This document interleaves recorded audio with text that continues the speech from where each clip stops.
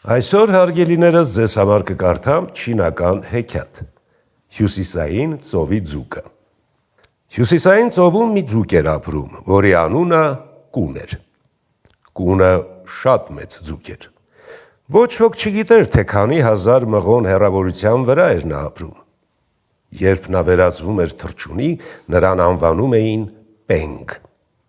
Երբ նա բարկացած էր, թռչելու ընթացքում նրա թևերը նմանվում էին երկնքից կախված ամպերի։ Շատ վաղուց Հյուսիսային ծովում մի շատ մեծ ձուկ էր ապրում։ Որքան մեծ էր այն, չեմ կարող ասել, քանի որ այնքան ժամանակ է, ինչ չեմ տեսել նրան և շատ բան չեմ հիշում։ Իհարկե, ձուկը սկզբից այդպես մեծ չէր։ Երբ նա փոքր էր, ապրում էր մեր քաղաքից դեպի արևելք գտնվող ծովախորշում։ Մեր քաղաքը սովորական քաղաքների նման էր, նույն մարդիկ, ծառերը, տները։ Այդ ժամանակ ես հաճախ էի տեսնում նրան։ Մի անգամ հայրս նույնիսկ բռնեց Պենգուին։ Այն ժամանակ նա այնքան փոքր էր, որ ես կարող էի պահել նրան երկու ձեռքով։ Պենգուն պտտեց իր պոչը և վախեցած նայեց ինձ։ Այդ պահին ես կարծեցի, որ նա դեռ շատ փոքր է և ոչ մի օգուտ չեմ ունենա նրան պահելուց։ Հանգիստ թողեցի նրան։ Նա ափիցս թռավ և անհետացավ ջրի մեջ։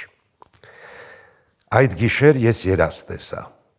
Փոքրիկ ձուկը ուրախ պոչը թափահարեց և շատ անհաստ ձայնով շնորհակալություն հայտնեց ինձ։ Պենգուն մի գաղտնիք պատմեց ինձ, ասաց, որ նա շուտով կմեծանա։ Խոսելու ընթացքում նրա աչքերը սկսեցին փայլել և իմ աչքի առաջ նրա մարմինը սկսեց մեծանալ։ Նա գրեթե հասավ ինձ երկարությամբ, ինչը շատ զարմացրեց ինձ։ Բայց քանի որ դա երազ էր, ես շուտով մոռացա այդ մասին։ Այդ երազից հետո ես Պենգուին վաղուց չէի տեսել։ Մի օր ծովը շատ անհանգիստ էր, մեծ ալիքներ էին բարձրանում։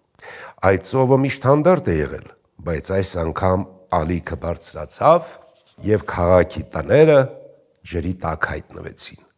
Ամեն ուր լսվում էին մեծերի և երեխաների գոռոցները։ Այդ ալիքների մեջ ես մի մեծ պոչ տեսա։ Այդ աղետից շատ չանցած այն նորից եկավ երազիս։ Պենգուն այնքան մեծ էր, որ չեմ կարող նույնիսկ նկարագրել։ Այս անգամ նրա աչքերի մեջ արդեն փայլ չկար։ Նա անհանգիստ էր, կարծես ինչ-որ սխալ էր գործել։ Ես հարցրեցի նրան, ինչ է պատահել։ Նա ասաց, որ գնալով մեծանում է և այսօր պարզապես հանգստանում էր ջրի վրա։ Նրա պոչի մի շարժումի պատճառով ամբողջ քաղաքը մնաց ջրի տակ։ Պենգուն լսում էր փոքր քաղաքում մարդկանց լացը ալիքների մեջ և իրեն շատ մեղավոր էր զգում։ Ես հանգստացրի նրան և ասացի, որ միգուցե դա պատահականություն էր, և ասացի, որ նա չտխրի։ Խոսելիս ես չէի կարող չտեսնել նրա սառցե կապույտ լողակները, որոնք աննկարագրելի գեղեցիկ էին։ Որոշ ժամանակ անց երազում ինձ հարցրեց. «Կարո՞ղ եմ խաղալ ջրի երեսին»։ Անցյալ անգամ տեղի ունեցածից հետո նա երկար ժամանակ պառկած էր ջրի մեջ։ Նրա ամեն թեփուկը քոր էր գալիս։ Ես ասացի, որ նա կարող է փորձել կամաց բարձրանալ, որպեսզի չվնասի մարդկանց։ Նա ուրախությամբ համաձայնեց։ Ես հեռվից հետևում էի նրան, թե ոնց էր նա դանդաղ վերև բարձրանում։ Նրա մեջքը գունավոր բլրի պես էր, որը փայլում էր արևի տակ։ Պենգուն իսկապես մեծացել էր, ավելի էր մեծացել, քան ես պատկերացնում էի։ Այնուամենայնիվ, երբ այն շարունակեց լողալ, ծովի ջուրը սկսեց բարձրանալ և գետինը սկսեց ցնցվել։ Ես բարձր բղավեցի, որպեսզի նա շուտ սուզվի, բայց արդեն շատ ուշ էր։ Պենգուն զգաց ծովի ջրի թրթռոցը, տեսավ դեմքիս անհանգիստ արտահայտությունը և արագ սուզվեց, ձևավորելով հսկայական հորձանուտ։ Ծովի ջուրը վերև բարձրացավ և քաղաքը կրկին ջրի տակ հայտնվեց։ Այս անգամ ավելի շատ խնդիրներ առաջացան, շատ տներ մնացին առանց տանիքի։ Նրա գնալուց հետո ես նստեցի խարխուլ տանիքի վրա և սկսեցի լաց լինել։ Լաց եղա և հոգնածությունից կամաց քնեցի։ Երազում ես կրկին տեսա նրա բլրի նման մեջքը։ Ես լսեցի, որ նա ասում էր, որ հեռանում է այստեղից, քանի որ շատ մեծ է։ Ամեն անգամ, երբ նա շարժում էր պոչը, գետինը ցնցվում էր։ Պենգուն որոշեց, որ կգնա դեպի հյուսիսային ծովը։ Չնայած որ հյուսիսային ծովի ջուրը շատ սառն էր, Պենգուն կարող էր ազատ տեղաշարժվել այնտեղ, առանց ուրիշներին անհանգստություն պատճառելու։ Ես հրաժեշտ չտվեցի նրան, որովհետև այն ժամանակ բարկացած էի։ Սկզբում մտածում էի, որ բարկանում եմ, որովհետև տները հայտնվել էին ջրի տակ, բայց հետո հասկացա, որ իրականում ավելի շատ զայրացած էի իմ յուրահատուկ ընկերոջ հեռանալու պատճառով։ Երբ արթնացա, նորից տեսա խաղաղ ծովը։ Երազումս մեկ-մեկ հայտնվում էր, պատմելով այն վայրերի մասին, որտեղ եղել էր։ Պենգուն տեսել էր մոխրագույն քաղաքները, երկինքը, որը կորցրել էր գույնը։ Երկար ճանապարհից հետո Պենգուն հասավ հյուսիսային ծով։ Նրա մարմինը անդադար աճում էր, նա ավելի ու ավելի էր մեծանում։ Մի անգամ, երբ ծովի ջուրը իջավ, Պենգուն հայտնվեց ափին։ Ես տեսա, որ նա սկսեց դանդաղ բացել և փակել բերանը։ Պենգուի աչքերի փայլը կորել էր։ Նա այնքան անմեղ ու փխրուն տեսք ուներ, ես ուզում էի, որպեսզի նա նորից լողա ջրի մեջ, բայց նա այնքան մեծ էր, որ չէի կարող նրան հրել։ Ուժս բավարար չէր։ Պենգուն հարցրեց ինձ. ես դեռ բարկացած եմ, թե ոչ։ Նա ասաց, որ չէր ուզում, որ քաղաքը հայտնվեր ջրի տակ։ Դա պարզապես այն պատճառով էր, որ նա չափազանց մեծ է սեփական մարմինը կառավարելու համար։